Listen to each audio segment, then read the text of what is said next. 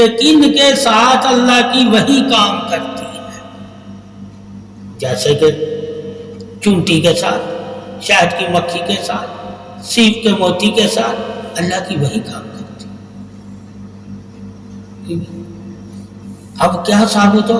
اگر علم سے تم وحی کو مانو گے اور وحی کو پہچانو گے اور وحی کے بارے میں تم لوگوں کو بتاؤ گے تو وہ دین کا علم ہے۔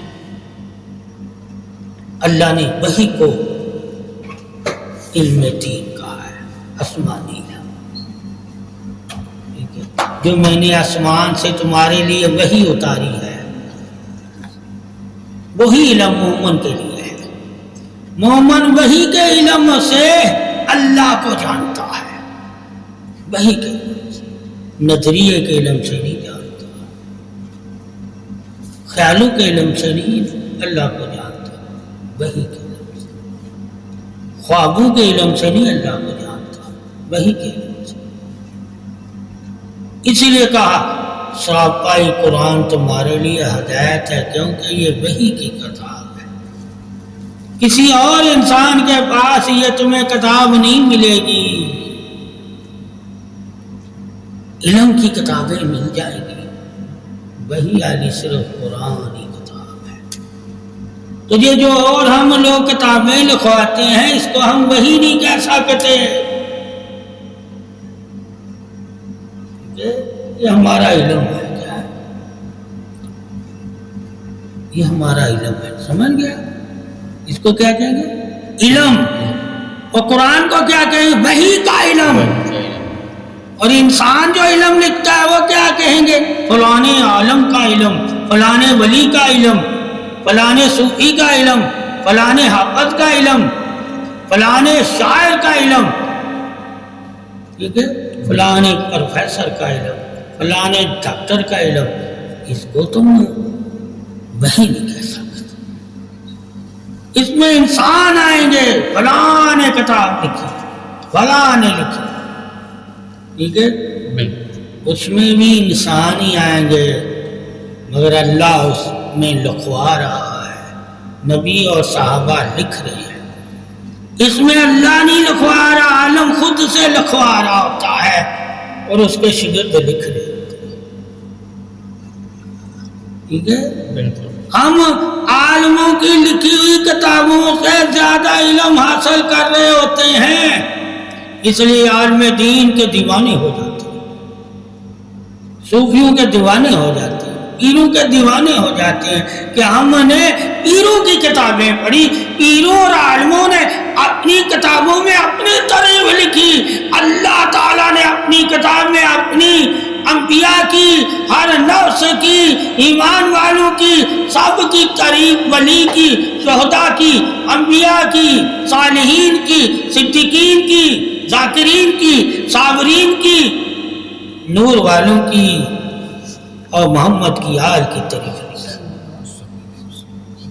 اللہ کی کتاب قرآن جب اسے پڑھیں گے تو اس میں کسی عالم کا نام نہیں آئے گا، کسی صوفی کا نام نہیں آئے گا، کسی درویش فقیر کا نام نہیں آئے گا، کسی مومن کا نام نہیں آئے گا۔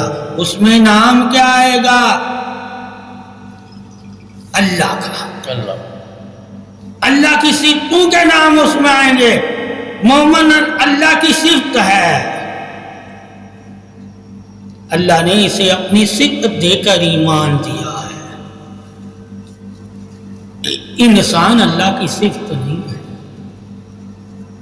اللہ کی صفت سے پیدا ہونے والا، بننے والا، اسے انسان کہتے ہیں۔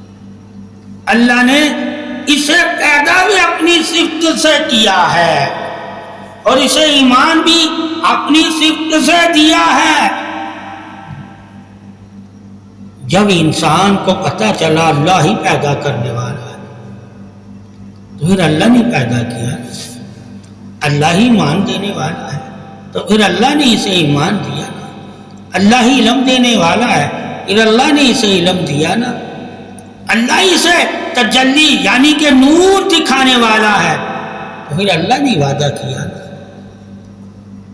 تو قرآن حدیث میں اللہ اور رسول کے وعدے آئیں گے، چاہتے آئیں گی، اتباعیں آئیں گی، رضائیں آئیں گی، خوشنودی آئے گی، قرب آئے گا، محبت آئے گی، خدمت آئے گی، عظمت آئے گی۔ جب ہم قرآن حدیث پڑھیں گے اس میں پاکی ملے گی، ہمیں تعریف ملے گی، ہمیں انسان کی بھی اللہ تعریف کر رہا ہے اس میں، زمین آسمان کی بھی اللہ تعریف کر رہا ہے اس میں، چاند سورج کی اللہ تعریف کر رہا ہے اس میں، انبیاء رسولوں کی بھی اللہ تعریف کر رہا ہے اس میں، ولیوں کی بھی اللہ تعریف کر رہا ہے اس میں، مگر نام لے کر نہیں کر رہا ولیوں کا، ولیوں کا نام لے کر۔ اگر ولی کی کسی نے تعریف کی ہے تو وہ حدیث میں محمد صلی اللہ علیہ وسلم نے کی ہے۔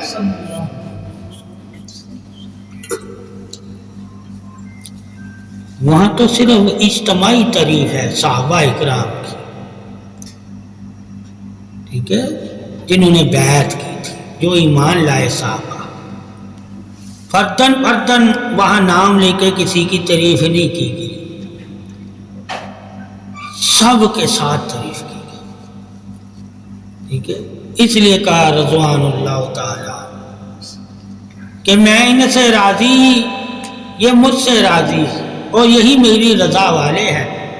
اور جنہوں نے ان کے طریقے اپنائے، جو انہوں نے اللہ رسول کی اتباع کے طریقے اپنائے ہیں صحابہ نے، اگر انہی طریقوں کو اپنا کر مومن زندگی گزارے گا تو وہ بھی میری رضا والے۔ تو یہ جاننا لازم ہے کہ ہم لوگ کتابیں کیوں لکھتے ہیں؟ اپنی پہچان کے لیے۔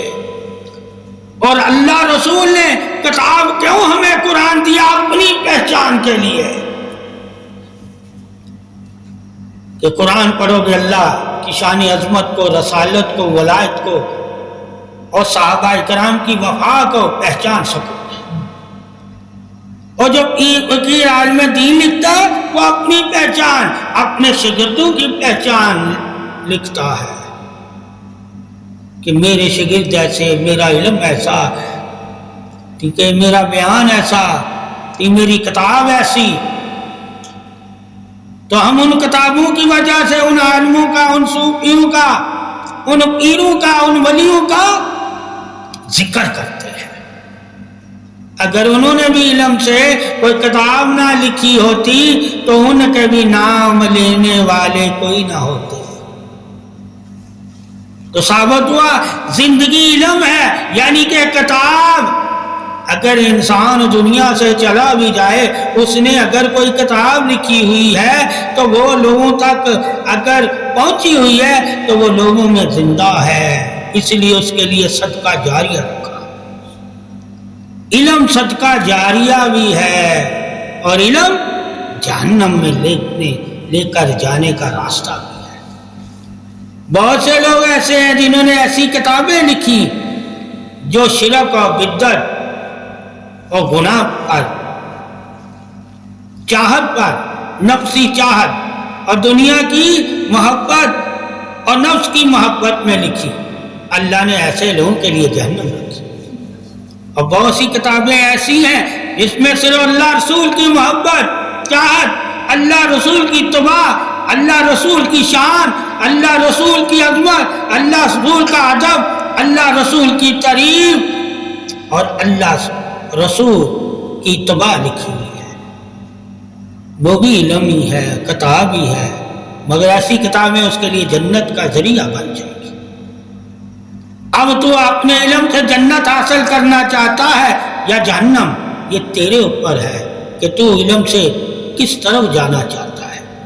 اللہ نے جو تمہیں علم دیا وہ جنت کے لیے دیا، جنت کی طرف بلانے کے لیے دیا، جنت حاصل کرنے کے لیے دیا، جنت والا بننے کے لیے دیا، اپنی رضا کے لیے دیا، اطاعت کے لیے دیا، نور کے لیے دیا، خوشنودی کے لیے دیا، چاہت کے لیے دیا، محبت کے لیے دیا، ادب کے لیے دیا، ضرورت کے لیے دیا، حلال کے لیے دیا۔ اللہ نے جو تجھے علم ایمان نور سلامتی سے عطا فرمایا ہے وہ علم قرآن حدیث والا ہے، یعنی کہ اللہ رسول کی رضا والا ہے۔ جو اللہ رسول کی رضا والا علم حاصل کر کے اللہ رسول کو راضی کر لیتا ہے، اللہ ان کا ہے اور وہ اللہ کے ہیں۔ اور جو اللہ رسول کی رضا والا علم حاصل کر کے اللہ کو راضی نہیں کر سکا، ان کے لیے ہی تو علم گلے کا طوق ہے، ان کے لیے علم گلے کا طوق ہے۔ اب تم اللہ رسول کا علم لے کر اللہ رسول کو اگر راضی کر لیتے ہو، اللہ رسول کی اطاعت اختیار کر لیتے ہو، اللہ رسول کی عبادت کرنے لگ جاتے ہو، اللہ کی توحید کا اعلان کرتے ہو اور اللہ کی توحید پر قائم رہتے ہو، اللہ کی شان عظمت صفت الہی کا اظہار کرتے ہو، اللہ کی تعریف کرتے ہو، اللہ کی معرفت کو حاصل یعنی کہ اللہ کے نور کو پانے کے لیے کوشش کرتے ہو، تو اللہ تمہارا ہے اور تم اللہ کے ہو اور اللہ کے راستے پہ چلنے والے ہو۔ اللہ ہی تو تجھے چاہتا ہے کہ تو اللہ کو چاہے۔ اللہ کی چاہت کا بھی اگر تم نے علم لینا ہے تو قرآن حدیث سے لینا۔ اللہ تجھے اپنی چاہت کا بھی علم قرآن حدیث سے دے گا، اپنی تواء کا علم بھی قرآن حدیث سے دے گا، اپنی شان عظمت بادشاہیے بے نیازی کا بھی علم تجھے قرآن حدیث سے دے گا، تجھے وحدت کا علم بھی قرآن حدیث سے دے گا، تجھے اپنے عدل کا بھی علم قرآن حدیث سے دے گا، تجھے صبر کا بھی علم قرآن حدیث سے دے گا، تجھے نور کا بھی علم قرآن حدیث سے دے گا۔ اللہ کا علم ہی تجھے دینے کے لیے ہے اور تو بندہ بن کر اللہ سے لینے کے لیے ہے، یعنی کہ علم کے ذریعے بھی تو اللہ سے مانگ سکتا ہے، اللہ کو چاہ سکتا ہے، اللہ کی اطاعت کر سکتا ہے، عبادت کے ذریعے بھی تو اللہ سے مانگ سکتا ہے، اللہ کو چاہ سکتا ہے، اللہ کی چاہت کو پا سکتا ہے۔ اے انسان مومن جان لے تیرے لیے علم ہی تو نور ہدایت مبین ہے، اللہ کا علم ہی تیرے لیے نور ہدایت مبین ہے، اور اللہ کا علم ہی تیرے لیے قلب سینہ نور ہے، اور اللہ کا علم ہی تیرے لیے نور کا راستہ ہے، اور اللہ کا علم ہی تیرے لیے نور حاصل کرنے کا ذریعہ ہے، اور اللہ کا علم ہی تیرے لیے بخشش ہے، اور اللہ کا علم ہی تیرے لیے شفاعت حاصل کرنے کا ذریعہ ہے، اور اللہ کا علم ہی تیرے لیے صفتوں کی شان بیان کرنے کا ذریعہ ہے۔